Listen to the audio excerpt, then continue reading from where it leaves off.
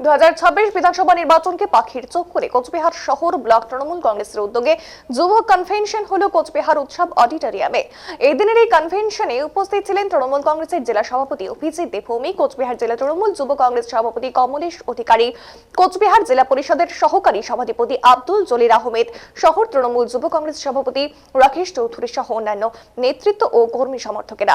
এদিন এই প্রসঙ্গে কোচবিহার শহর যুব কংগ্রেস সভাপতি রাকেশ চৌধুরী জানান যে 2026 বিধানসভা নির্বাচনকে পাখির চোখ করে যুবদের সংঘবদ্ধ লড়াইয়ে শামিল করে বিজেপির দখলে থাকা কোচবিহার দক্ষিণ বিধানসভা আসন উদ্ধার করাই হচ্ছে মূল লক্ষ্য।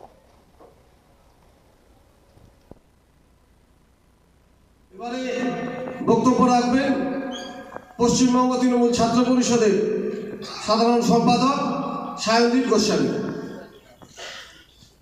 দাঁড়িয়ে আছেন, অনুরোধ করবো এখানে সামনে চেয়ার ফাঁকা রয়েছে, আপনারা দয়া করে আসন গ্রহণ করবেন। এই প্রোগ্রাম কোচবিহার শহরে যুবকদেরকে নিয়ে তৃণমূল যুব কংগ্রেসের ডাকে আজকে কর্মী কনভেনশন হচ্ছে উৎসব অডিটোরিয়ামে। এখানে জেলা তৃণমূল কংগ্রেসের সভাপতি, জেলা তৃণমূল যুব কংগ্রেসের সভাপতি, জেলার অন্যান্য তৃণমূল কংগ্রেসের নেতৃত্ব প্রত্যেকে উপস্থিত আছেন।